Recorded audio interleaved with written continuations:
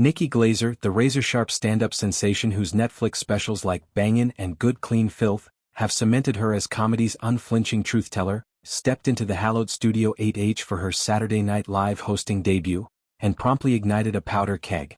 At 41, Glaser, a veteran of Dancing with the Stars, and roasts that spare no one, including herself, delivered a nearly 10-minute monologue that veered into the abyss of taboo. Jabs at sex trafficking, child abuse, pedophilia, and rape weren't just punchlines. They were provocations, drawing ire from viewers who branded her material problematic, tone-deaf, and worse. As clips ricocheted across social media, the debate rages. Is Glaser pushing comedy's envelope or punching down into irredeemable territory? The monologue opened with Glaser's signature self-deprecation, welcoming audiences to New York City as Jeffrey Epstein's original island, a nod to the disgraced financier's Manhattan townhouse-turned-crime scene. From there, she spiraled into a riff on urban paranoia, zeroing in on nail salons as unwitting fronts for human trafficking. "You can go to the nail salon with a friend, but you get separated at the border," she quipped, painting an absurd picture of isolation amid the whir of nail guns.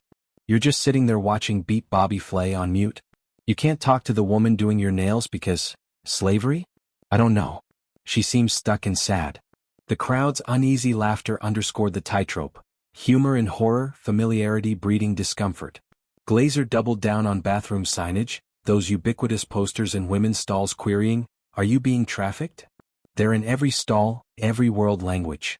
The English is really tiny, it's like, "You wish," she deadpanned, flipping victimhood into voyeurism. "For men's rooms? You have signs like, 'Want a slave?' Text traffic to 69 to 69. The escalation peaked in her generational contrast. Gen Z's big fear of trafficking versus her 20s dread of good old-fashioned rape. "I didn't think it would be a career," she mused.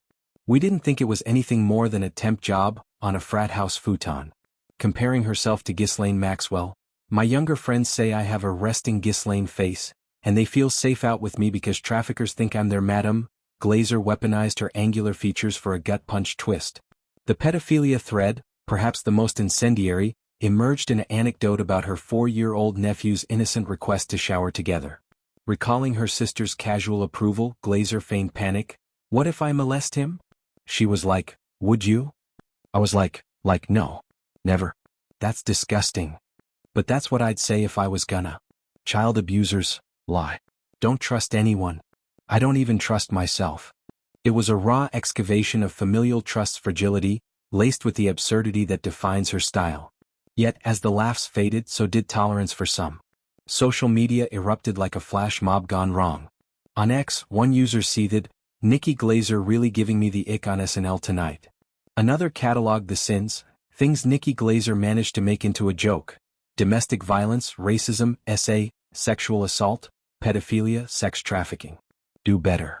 A third condemned outright, attempting humor on rape and sex trafficking. Yeah, no. The backlash peaked with calls for accountability, pedophilia jokes. Believe these people when they tell you who they are. Stay classy SNL. Even fans of her edgier specials balked.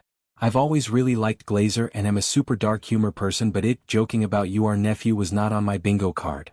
Defenders, though outnumbered, rallied around her intent.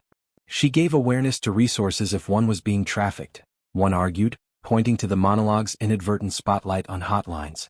Another praised the nuance, spoke on how easy it can be for a family member to sexually assault someone. Glaser's history bolsters this camp. Her 2022 special Sommelier dissected consent with surgical precision, earning plaudits for destigmatizing therapy. Hosting SNL, a platform blending sketch and stand-up, amplified the risk. Her style thrives in intimate venues, not network TV's broad strokes.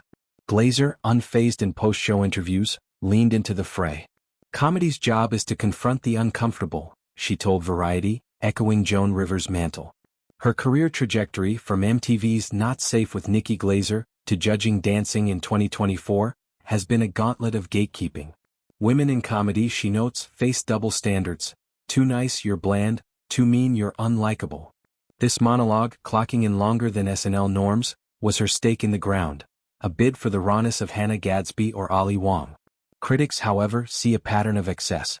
Epstein's 2019 suicide and Maxwell's 2021 conviction loom large, victim stories, fresh wounds not yet scarred over for punchlines. Domestic violence nods, tied to her ex's alleged abusiveness in specials, feel confessional yet exploitative. As one analyst tweeted, dark humor needs daylight to work.